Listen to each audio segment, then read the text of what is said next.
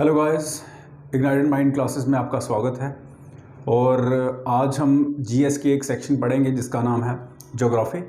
और आज ज्योग्राफी में हम बेसिक फर्स्ट ऑफ ऑल हम आज स्टार्ट कर रहे हैं ज्योग्राफी का न्यू टॉपिक जो कि अर्थ के रिलेटेड है, क्योंकि हम ज्योग्राफी के बारे में जब हम पढ़ते हैं तो किसके बारे में पढ़ेंगे? हम ज्योग्राफी अर्थ के रिलेटेड। तो जितने भी टॉपिक्स हैं वो वन बाय वन हम कंप्लीट करेंगे। फर्स्ट ऑफ ऑल हम अर्थ के जो कुछ बेसिक फैक्ट्स हैं उनके बारे में पढ़ेंगे। तो चलिए आज स्टार्ट करते हैं अर्थ के कुछ फैक्ट्स के बारे में। जैसे कि आप जानते हैं कि अर्थ जो है, बेसिकली अर्थ जो है ये क्या है? एक प्लैनेट है, ठीक है। तो कुछ लोग जो हैं, अर्थ एक प्लैनेट है, अर्थ इज अ प्लैनेट।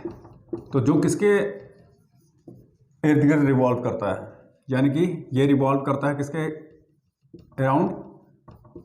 सन के, रिवॉल्व करता है सन के अराउंड, और रोटेट करता है अपनी एक्सिस पे। जब ये रिवॉल्व करता है सन के तो हम बोलते हैं कि इसकी एक रेवोल्यूशन कंप्लीट हुई, यानी कि एक रेवोल्यूशन का कंप्लीट होना यानी कि 365 डेज। तो एक साल में इसकी एक रेवोल्यूशन कंप्लीट होती है जिसमें हमें 4 सीजन्स मिलते हैं, ये आप सभी जानते हैं। और जब ये रोटेशन करता है, जब ये रोटेट करता है अपनी एक्सिस पे, तो होता है डे, ठीक है। जो डे नाइट है, यानी कि हम एक दिन को मानेंगे डे नाइट, यानी कि 24 घंटे, 24 घंटे का हो गया एक दिन, 24 आवर्स, वन डे। अगर हम बात करें अर्थ के शेप की, तो वैसे तो हम बात करते हैं कि ये स्फेयर टाइप है, यानी कि ये स्फेयर है। बट स्फेरिकल शेप कैसे हो सकती है? ये बॉल की तरह तो है ही नहीं। हम मानते हैं, मतलब कि इट इज़ जस्ट लाइक, हम बात करेंगे, जब हम बात करेंगे ऐसे यूजुअली हम बात करते हैं कि अर्थ कैसा है, अर्थ एक स्फेयर की तरह है, बॉल की तरह है। बट ऐसा नहीं है, अर्थ स्फेयर नहीं है।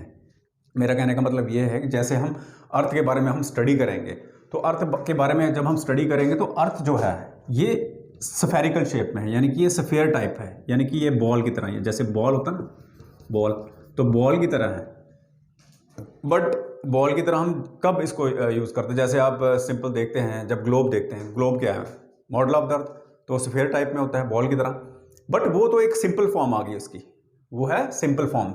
जो स्फेरिकल शेप है इसकी, जो स्फेयर की तरह है, ये एक सिंपल फॉर्म है, ये एक सिंपल है, यानी कि मैंने तभी लिखा ना सिंपल मॉडल, या हम सिंपल फॉर्म बोलेंगे, सिंपल फॉर्म या मॉडल। लेकिन इसकी जो कम्प्लेक्स फॉर्म है, जिसमें हम अर्थ की एक शेप, एक ऐसी शेप जो कि साइंटिस्ट अपनी मेजरमेंट्स के लिए जो यूज़ करते हैं, तो वो शेप अलग है, उसको हम बोलते हैं जियोइड, जियोइड।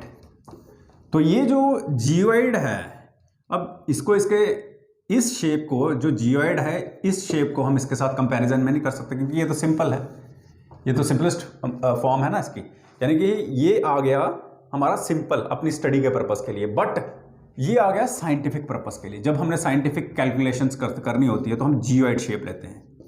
जितनी भी साइंटिफिक कैलकुलेशंस करनी होती है हम जियोइड लेते हैं, क्योंकि कारण क्या है अभी बताते हैं। आपको ये चीज समझ आ गई कि अर्थ, अगर हम इसको स्फेयर माने तो ये सिंपल शेप है, यानी अर्थ को अगर हम सिंपल माने, यानी कि सिंपल मॉडल बोले अर्थ का, तो वो स्फेरिकल फॉर्म में, यानी स्फेयर के फॉर्म में आएगा, ठीक है। बट जब इसकी कम्प्लेक्स फॉर्म के बारे में हम स्टडी करें, जब हम इसकी सिंपल नहीं कम्प्लेक्स फॉर्म के बारे में हम स्टडी करें, तो इसको हम जियोइड का नाम देंगे, यानी जियोइड यानी कि एक इर्रेगुलर सरफेस होगा, इर्रेगुलर सरफेस अर्थ का। और ये इर्रेगुलर मैं क्यों बोल रहा हूं?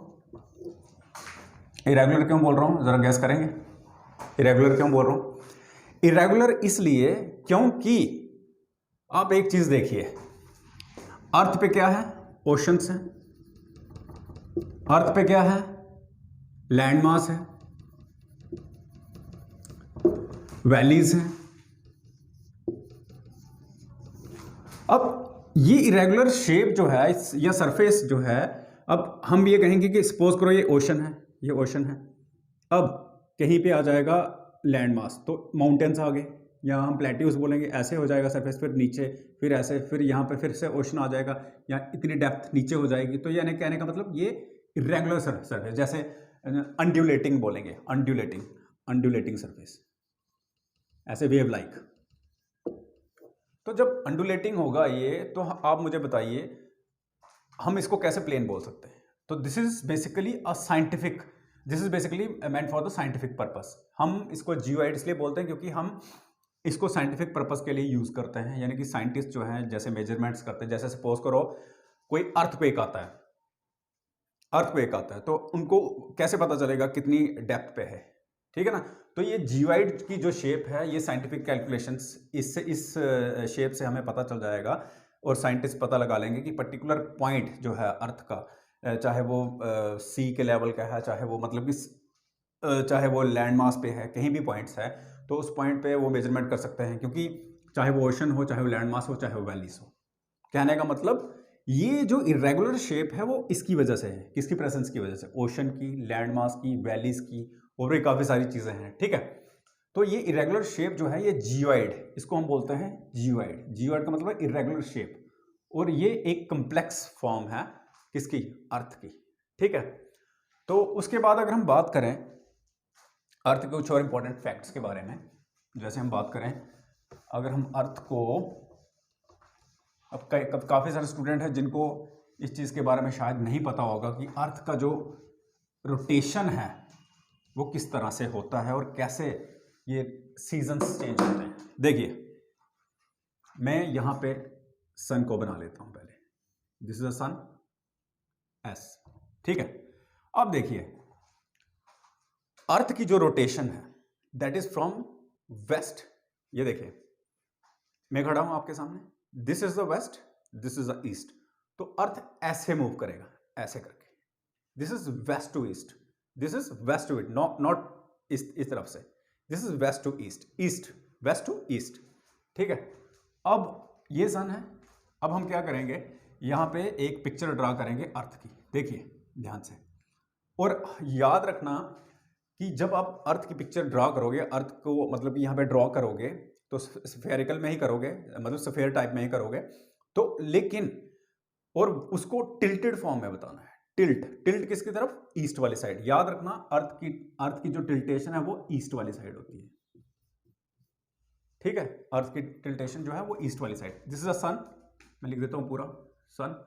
अच्छा, अब यहाँ पे मैं अर्थ के डिफरेंट जो है मतलब कि हम बात करेंगे थोड़ा, जो है अर्थ की जो पोजीशन है, जो जब वो रेवोल्यूशन करता है, कंप्लीट करता है एक रेवोल्यूशन पूरी, तो ये इसकी टिल्टेशन हो गई। अब देखो ये ईस्ट वाली साइड है, इस साइड है ना ये टिल्ट, इसकी एक्सिस इस साइड टिल्ट कर रही है, ठीक है? उसके बाद हम यहाँ पे डालते हैं, यहाँ अपोजिट साइड डालते हैं, ये देखिए इधर से आपको बड़ा आसानी से समझ आ जाएगा ये।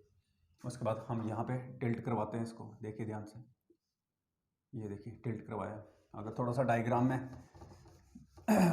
मतलब कि नहीं अंडरस्टैंड हो रहा है तो आप प्लीज़ बुक को देख लेना, जो अच्छी सी बुक होगी, जिसे लियोन की या जो भी है।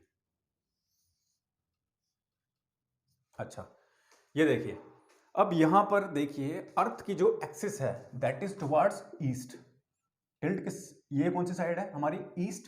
ईस्ट की साइड टिल्ट है ये इसकी एक्सिस, ठीक है? अब देखिए होता क्या है, नॉर्मल जब हम बात करें, ये नॉर्दर्न हेमिस्फीयर है, ये southern hemisphere, northern hemisphere, southern hemisphere, northern hemisphere, southern hemisphere, northern hemisphere, southern hemisphere, ठीक है? तो हम इसको क्या करते हैं, अर्थ को थोड़ा सा इधर से सेंटर से काट लेते हैं, this is a diameter of earth, ठीक है? यहाँ पे काट लेते हैं, और ये इसका रेडियस, ये बीच में से सेंटर पॉइंट, ये देखिए हम इसको ऐसे काट लेते हैं, देखते रहना ध्यान से, देखते रहना ध्यान से, दिस इज द रेडियस, ठीक है? ये डायमीटर और ये सेंटर में आ गया इसका रेडियस, इसका भी मैं बताता हूँ। अच्छा देखिए, ये आपका आ गया सन सेंटर पे, और ये 4 पोजीशन मैंने क्यों बनाई, 4 पोजीशन क्यों बनाई है? बिकॉज अर्थ रोटेट करता है फ्रॉम वेस्ट टू ईस्ट, ठीक है? तो ये वेस्ट टू ईस्ट रोटेट करेगा, ठीक है? अब होता क्या है, जैसे हम बात करें अभी कौन सा टाइम चल रहा है, दिसंबर का, तो इसका मतलब हम रहते हैं नॉर्दर्न हेमिस्फीयर में, देखते रहना, हम रहते हैं नॉर्दर्न हेमिस्फीयर में, तो यानी कि ठंड बड़ी है, ठंड है, तो हम यहाँ पे आ जाते हैं, यानी कि ये आ रहा है हमारा विंटर का सॉलिस्टिस क्या आ रहा है, विंटर सॉलिस्टिस नॉर्दर्न हेमिस्फीयर में। इट मींस जब विंटर्स का जो विंटर जो होगी नॉर्थ में, कहने का मतलब ये देखो, ये साउथ वाला पोर्शन सन की तरफ है, ये एक्सिस, ये पॉइंट नॉर्दर्न साउदर्न हेमिस्फीयर, ये देखो ये किसकी साइड है, सन की साइड। इट मीन्स यहाँ पर क्या होगा, समर। अब ये अवे, नॉर्दर्न है अवे, तो सिंपल सी बात है नॉर्दर्न हेमिस्फीयर में क्या होगा, विंटर सॉलिस्टिस। यानी कहने का मतलब यहाँ पे होगा, हम विंटर की बात करेंगे, विंटर सॉलिस्टिस कहाँ पे होगा, नॉर्दर्न हेमिस्फीयर में। ये मैं शॉर्ट में लिखता हूँ, नॉर्दर्न NH लिखूंगा, ठीक है।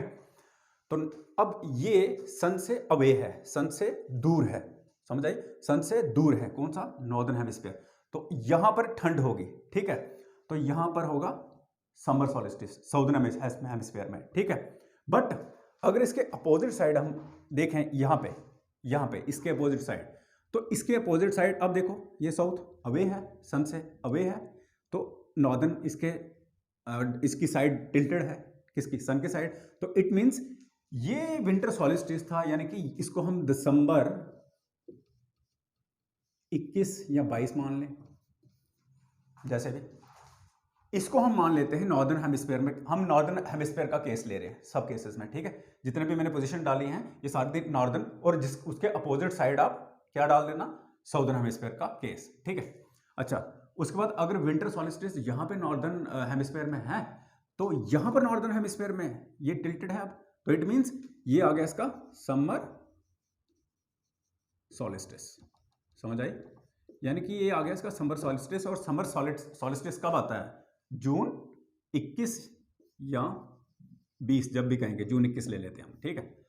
यानी कि इस दिन हमारे यहां पे सबसे छोटा दिन होता है और लंबी रात होती है, यानी कि इस दिन ये दिसंबर 21, और यहां पर जून 21 जो है ये सबसे बड़ा दिन, यानी कि इस दिन में भी काफी मतलब बड़ा दिन होता है समर सॉलिस्टिस, और इसका अपोजिट होगा साउथ में, ठीक है, सबसे छोटा दिन, तो यहां पर सबसे बड़ा दिन होगा, है समझ।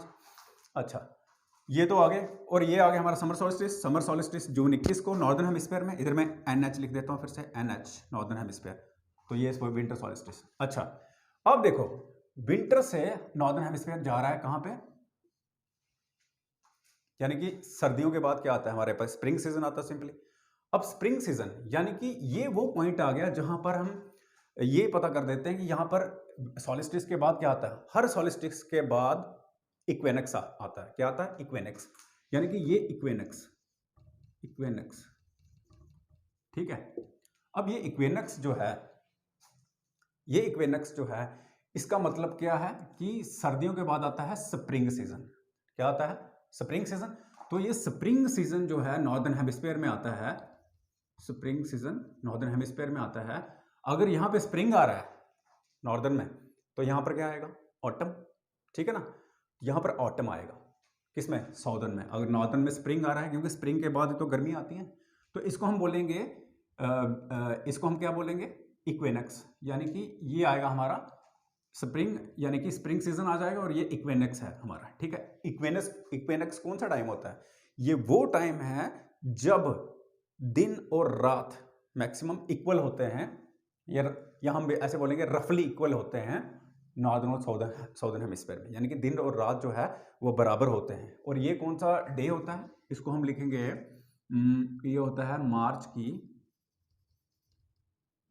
21-22, यानी 22 को ले लेते हैं, ठीक है, नॉर्मल मार्च की 22 को, यानी कि यहां पर स्प्रिंग होगा नॉर्दर्न हेमिस्फीयर, क्योंकि हम NH के साथ चल रहे हैं, ठीक है।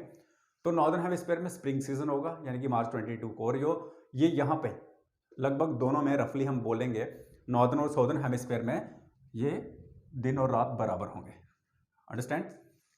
अच्छा, अब यहां पर इसके अपोजिट साइड अब देखो, अब यहां पे अपोजिट साइड देखो नॉर्दर्न हेमिस्फीयर का, यहां पे क्या हाल होगा। अब देखो ये क्या है, समर सॉलिस्टिस, तो समर के बाद क्या आती है नॉर्दर्न हेमिस्फीयर में, ऑटम आता है ना।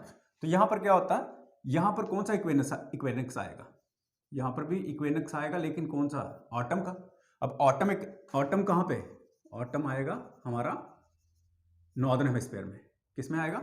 नॉर्दर्न हेमिस्फीयर में, NH, सॉरी, यानी कि ये आएगा हमारा नॉर्दर्न हेमिस्फीयर में ऑटम इक्वेनक्स, यानी कि NH। ये सभी जितने भी केसेस, जितनी पोजीशन में ले रहा हूं, ये सारे नॉर्दर्न हेमिस्फीयर की हैं, ठीक है। और उसके अपोजिट साइड जो है, उसका अपोजिट आप खुद जज कर लें कि साउदर्न में उल्टा होगा, यानी कि अब यहां पर ऑटम आ रहा है तो नेचुरल साउदर्न में क्या होगा? साउदर्न में क्या होगा? स्प्रिंग, ठीक है। उसके बाद ये जो डेट है, यानी कि इसके बाद ये जो डेट है, इसको हम मान लेते हैं सितंबर का 23, यानी कि इक्वेनक्स जो है, क्योंकि दोनों टाइम हम देखेंगे दिन रात तकरीबन बराबर होता है दोनों हेमिस्फीयर में, तो ये केस जो है ये एक्सेप्शनल केस है, क्योंकि हाँ फर्क ये है कि इस पॉइंट पे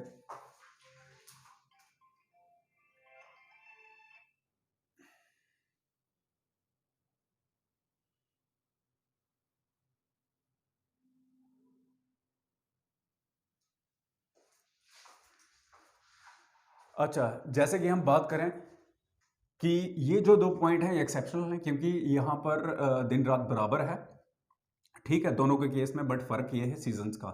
यहाँ पर हमने नॉर्दर्न हेमिस्फीयर में देखा कि हमारा 22 मार्च को नॉर्थ में स्प्रिंग है और यहाँ पे ऑटम है।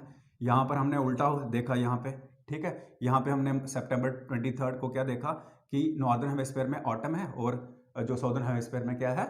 स्प्रिंग सीजन, ठीक है। तो इस तरीके से आपका ये पूरा 365 डेज का चक्कर जो है, 365 दिन का चक्कर जो है ये कंप्लीट होता है। अगर आपने उतारना उतार लीजिए। अच्छा, समझ आ गई? ठीक है। अब हम क्या करते हैं, अब ये 365 डेज का चक्कर क्या है, थोड़ा सा मैं इसके इधर ऐड करता हूं। 365 डेज, यानी ये 365 डेज का चक्कर जो है लोगों को अभी तक समझ नहीं आया। ये 365 डेज जो हैं ये एक्चुअली 365 ही है या कम है, ज्यादा है, कुछ है, क्या है, ठीक है।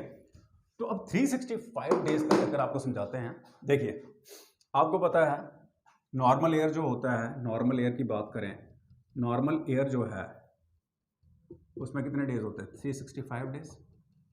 बट ऐसा नहीं है, एक साल में 365 दिन नहीं होते हैं।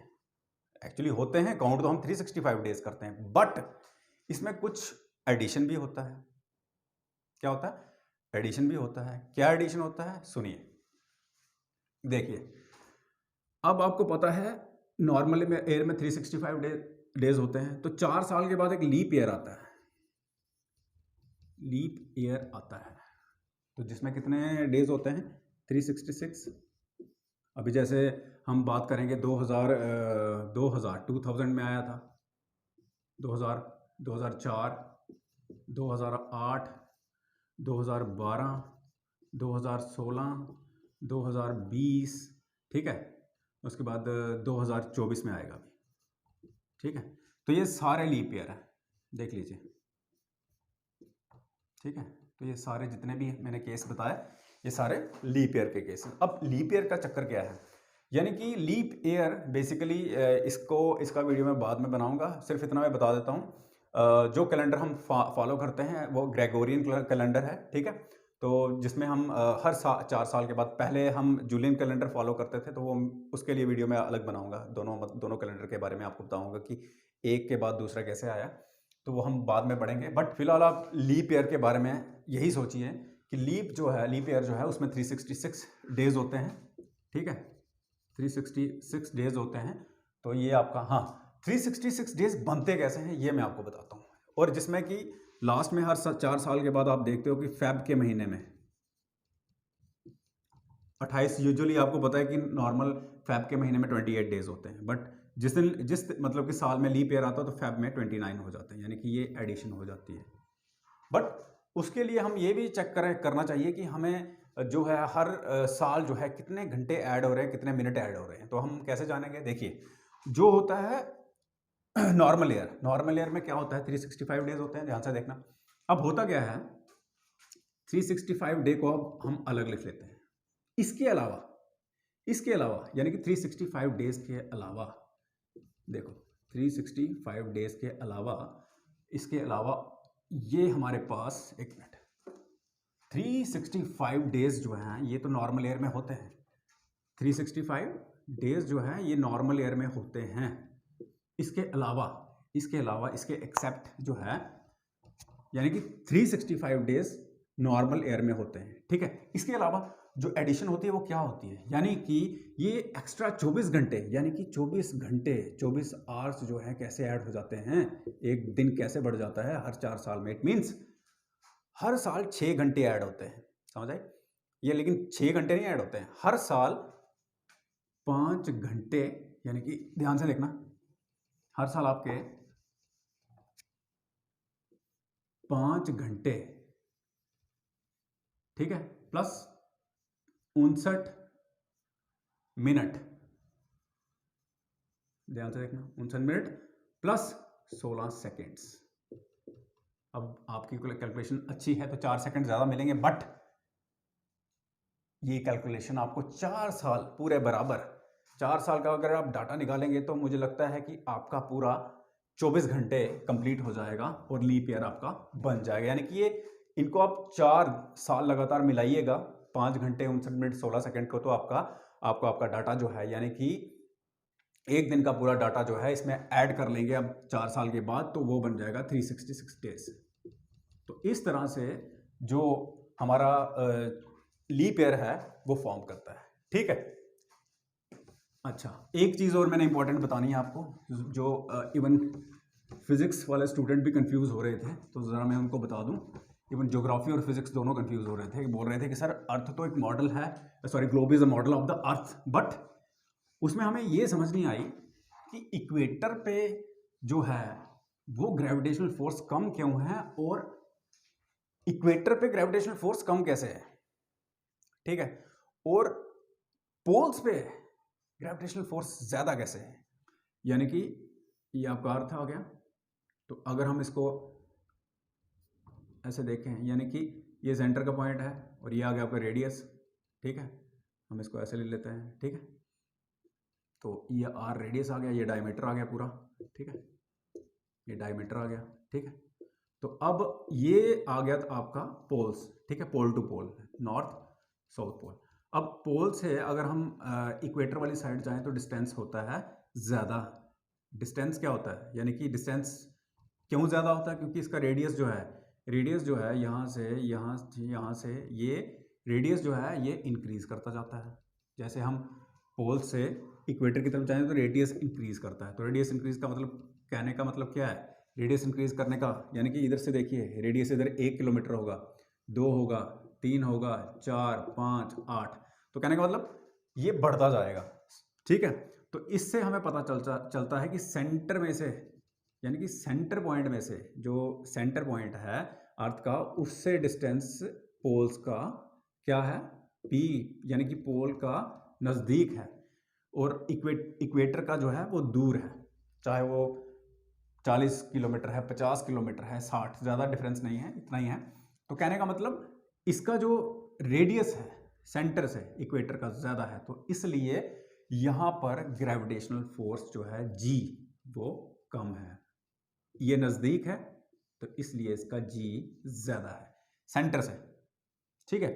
तो यही मेन रीज़न है कि जी जो है वो पोल्स पर स्ट्रॉन्गर है, क्योंकि इसका रेडियस सेंटर से नज़दीक है, और इक्वेटर में जी यानी कि ग्रेविटेशनल फोर्स कम इसलिए है क्योंकि यहाँ से डिस्टेंस आर्क यानी कि रेडियस जो है इसका ज़्यादा है, कहाँ से, सेंटर से। तो ये था स्टूडेंट्स आज का टॉपिक कुछ अर्थ के रिलेटेड। तो अब हम न्यू टॉपिक के साथ कल फिर से आएंगे, तो इसलिए आज के लिए बस इतना ही।